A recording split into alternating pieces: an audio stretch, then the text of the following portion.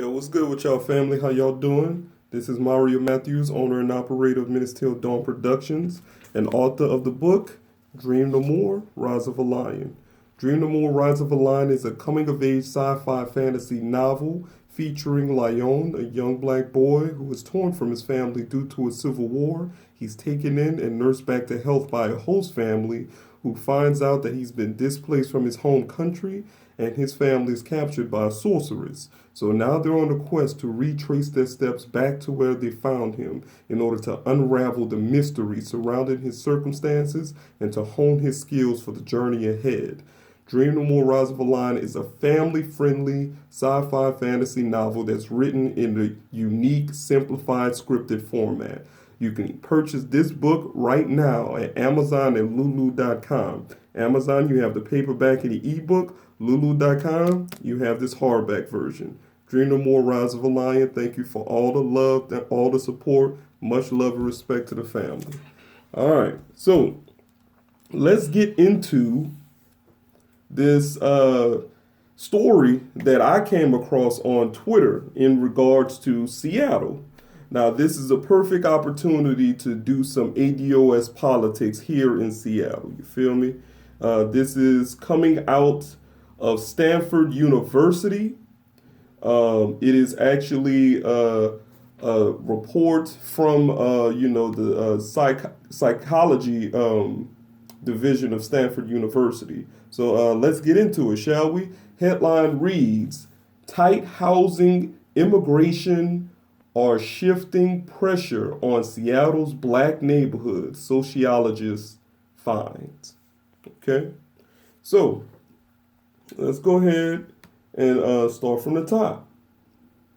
So Jacqueline Huang examined gentrification in two different cities, Chicago and Seattle.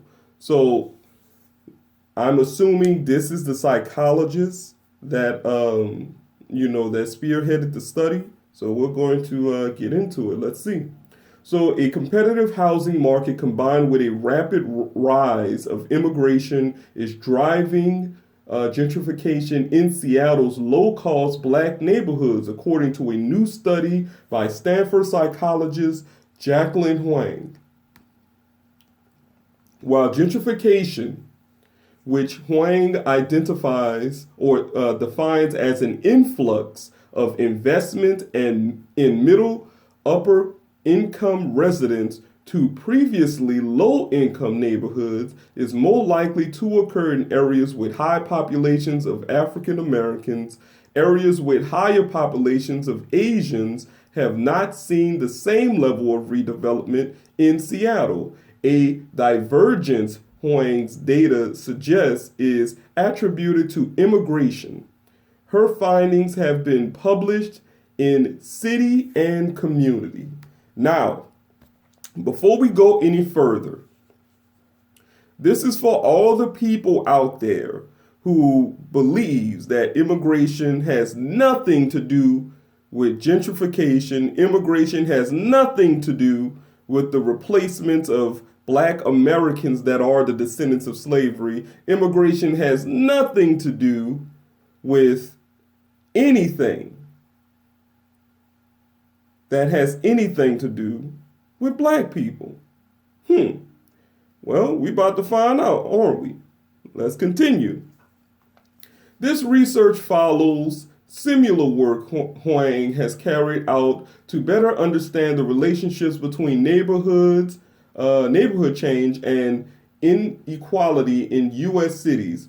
Huang hopes this research could help policymakers to consider long-term implications of economic redevelopment and investment, especially its effect on housing for disadvantaged residents. Here, Huang found that arriving immigrants who are predominantly Asian in Seattle have concentrated in neighborhoods with more Asians, which has deterred gentrification in those areas.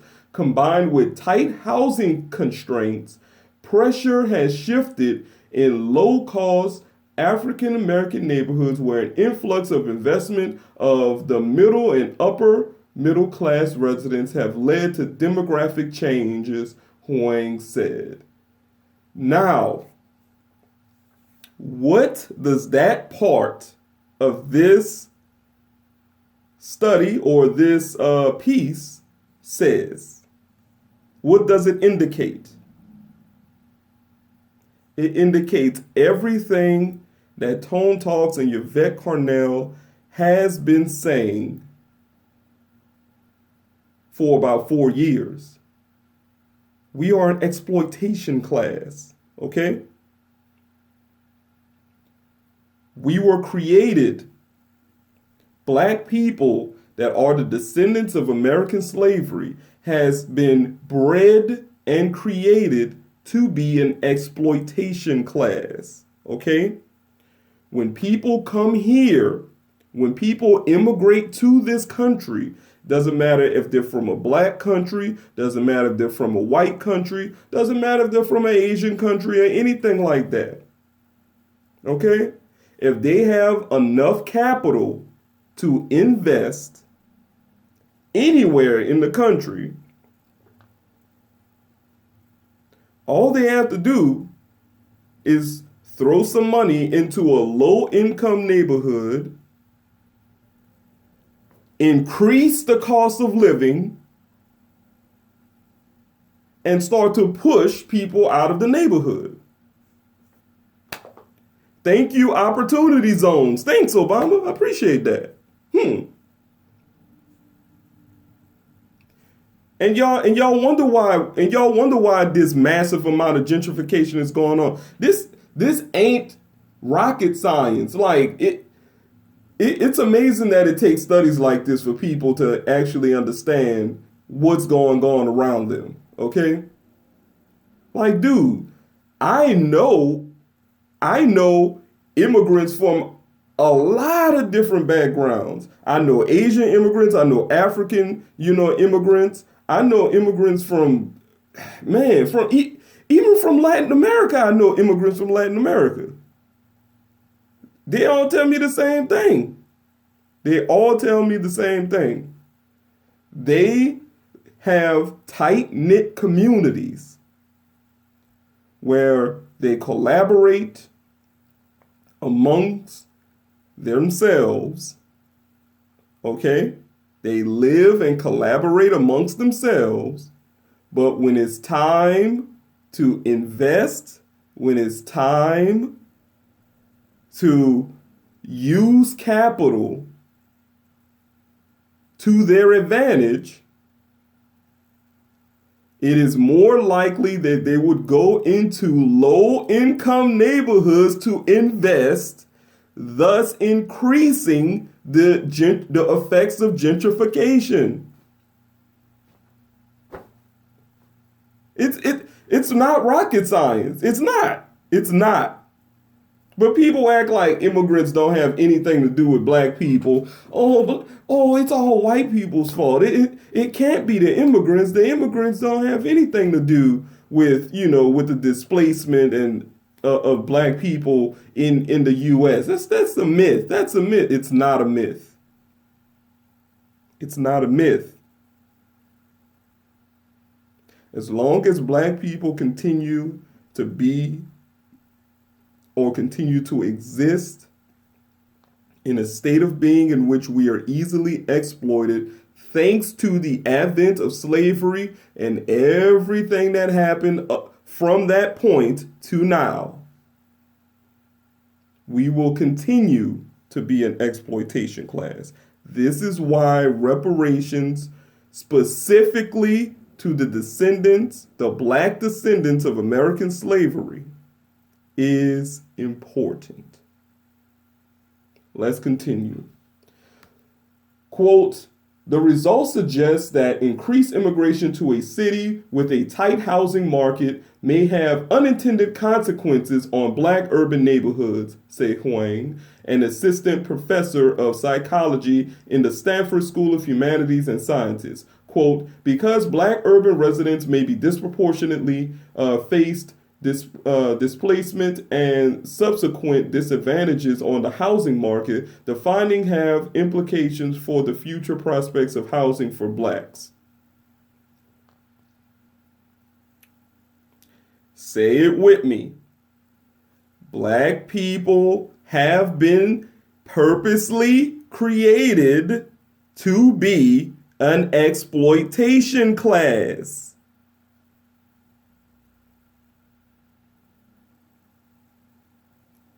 Now, she's saying that this is unintended consequences. By whose metric? By whose metric that this is unintended consequences? Come on. No, this ain't unintended. This is actually well planned for quite some time. Okay? If you read The Color of Law, if you read The Color of Law, it will give you a well-defined history of white people purposely relocating, i.e., taking the good housing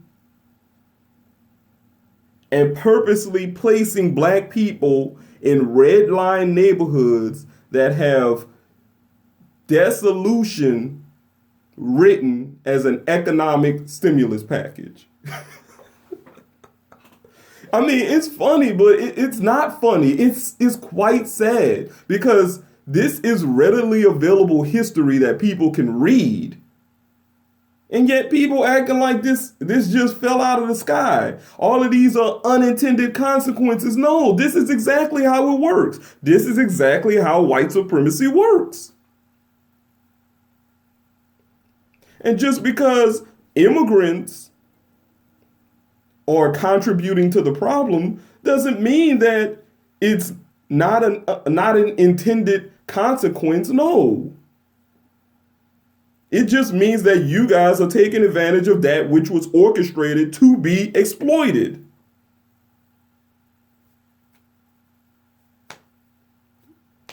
It's not right, man. I mean, come on. Let's continue.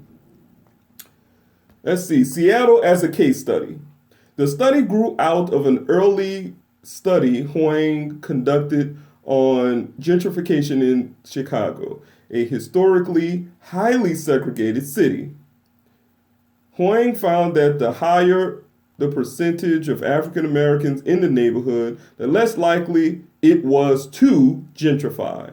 Now, mind you, the grammar in this article is kind of, but hey, it is what it is. Anyway, she found that a threshold of 40% black residents in a neighborhood limited gentrification. You hear that? Let me read that again if y'all didn't catch it. She found that a threshold of 40% black residents in a neighborhood limited gentrification. So all you have to do is have a neighborhood of over 40% of black people, and you are more likely to be gentrified. That's the smoking gun for racism. That's the smoking gun for racism. Let's continue. Huang wondered whether the same pattern she found in Chicago would occur in a city with lower levels of segregation that was also undergoing gentrification. Seattle was a compelling city to be examined, Huang said. Quote, because it has low segregation levels, Seattle doesn't really have neighborhoods with these high concentration of minorities. It actually has diverse neighborhoods that should satisfy these preferences, Huang said. Come on, native Seattleites that are black, especially those who are the descendants of American slavery. Come on, my family. Let her know the deal. What has happened to black people who are native to Seattle for the past 40 years. 50 years, really, ever since the immigration policy in the 60s passed. Thanks to black people, thanks to ADOS black people, we helped that. And here we are, 50 years later, talking about how immigrants that we've helped to come here are contributing to our gentrification.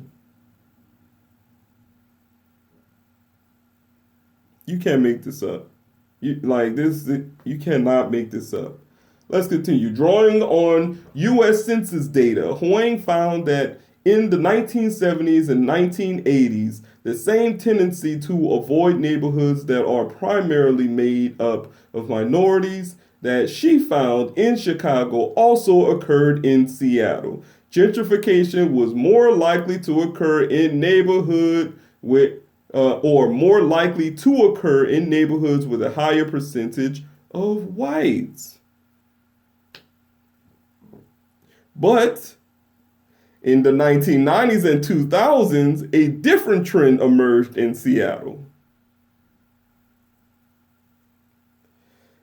Unlike Chicago, Huang found that gentrification began happening in neighborhoods with greater number of African Americans. However, she did not see the same pattern in Seattle's areas with more Asians.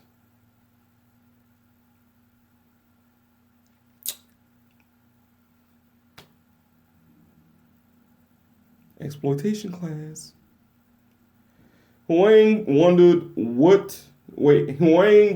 to know what led one minority area to gentrify over the other. Really? Well, I mean, they're trying to do science, so I guess. So she examined a wide set of possible explanations, including racial preferences of neighborhood, race-based biases related to neighborhood quality, socioeconomic differences among African Americans and Asians in Seattle, and state policies such as transit options and public housing. Huang found that none of those factors had an effect except one. Neighborhoods where immigrants were settled did not gentrify.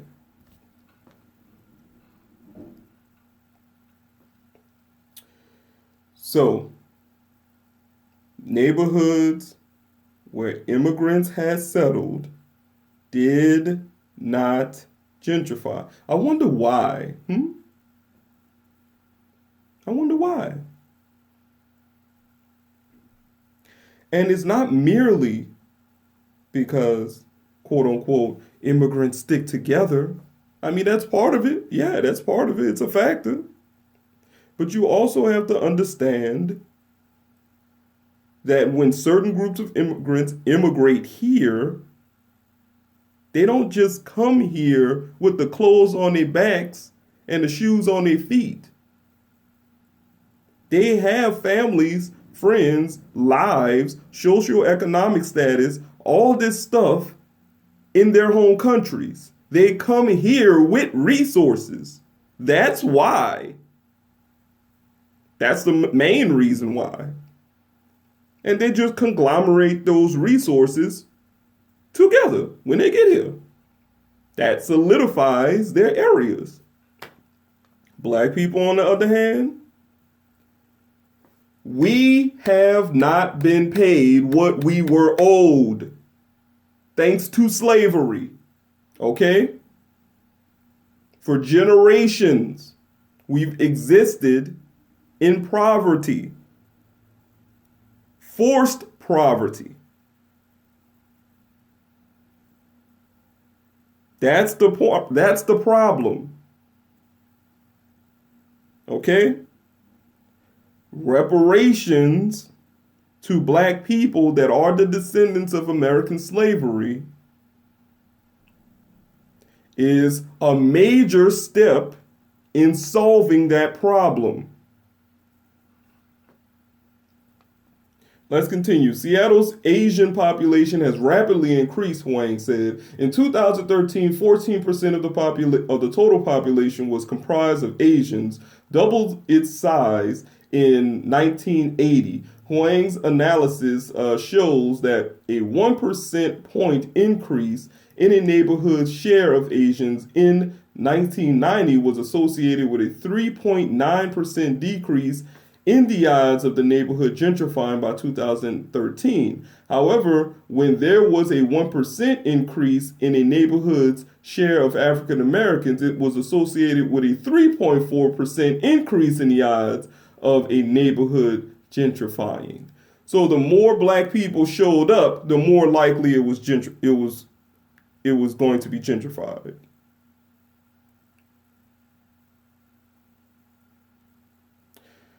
Have y'all ever had that old saying that, when a bunch of black people get together, what is it? A bunch of black people get together, white people go on edge.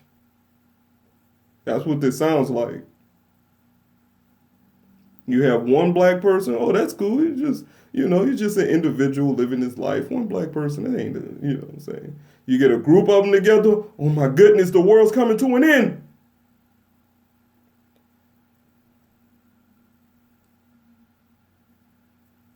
Jesus. Unintended consequences. That's that. Okay. As you can see, they keep using that phrase, unintended consequences. Okay. That's the name of the next section I'm about to read. Wayne found that as neighborhoods with higher shares of African Americans gentrified, the same areas also experienced large declines in their black populations.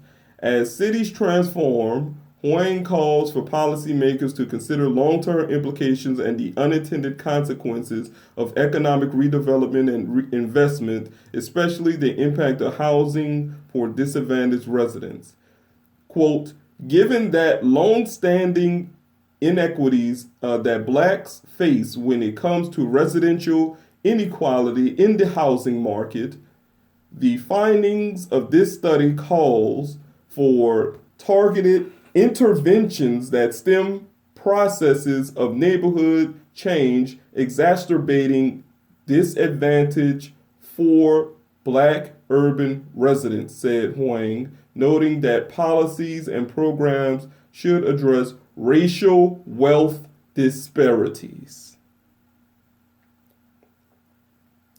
Say it with me, people. Reparations specifically to black American descendants of slavery, foundational black Americans.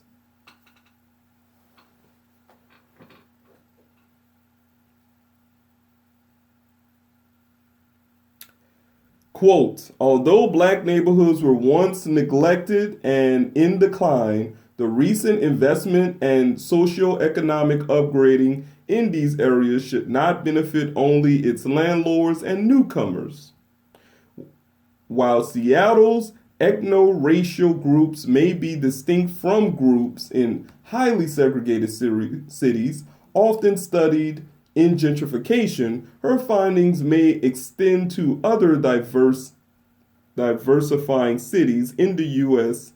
With low levels of segregation and experiencing gentrification, such as Portland, Oregon, and Portland, Maine, Huang said in the paper. This is where we part ways when it comes to knowledge, because what she's trying to say is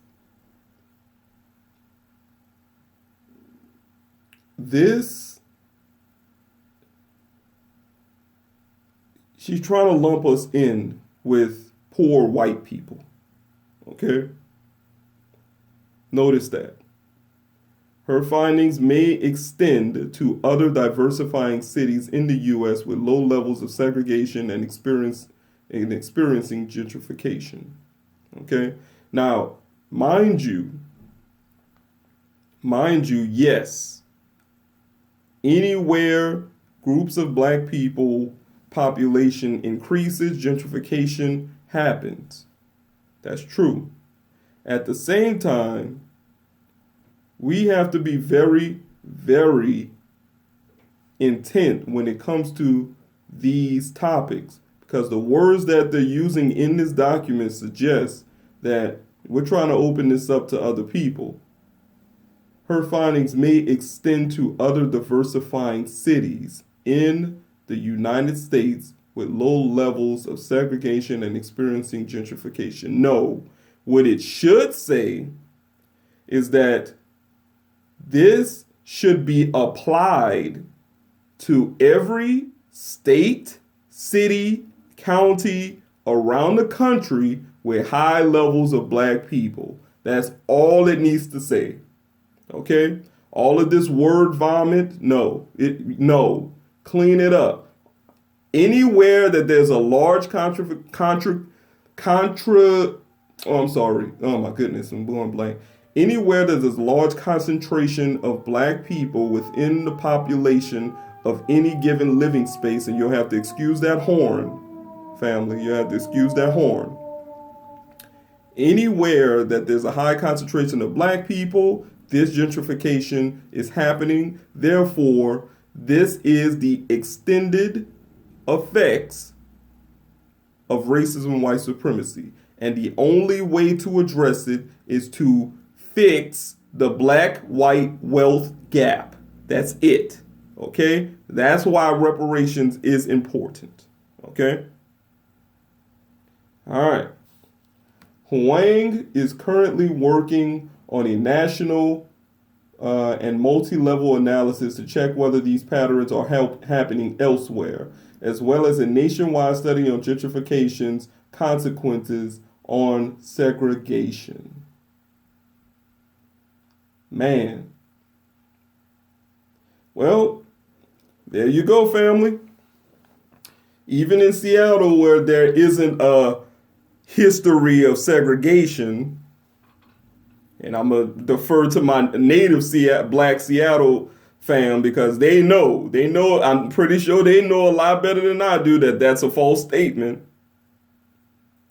But be that as it may, even in the city as lily white as Seattle, you are still having a disproportionate number of black people being gentrified once they move into concentrated neighborhoods of over 40%. Anyway, that's the end of this video, family. If you enjoyed this content, please like, please share, please subscribe. Don't forget to hit the notification bell, and we're also on Patreon. So if you want to be a Patreon member to support us, man, join us on Patreon. I'm going to have exclusive content there just for you. Thank you for all the love and support. And please don't forget to pick up a copy of Dream No More, Rise of a Lion if you are a sci-fi fantasy fan. Much love and respect to y'all, man. Hope to hear from y'all soon. Y'all take care. Everlast.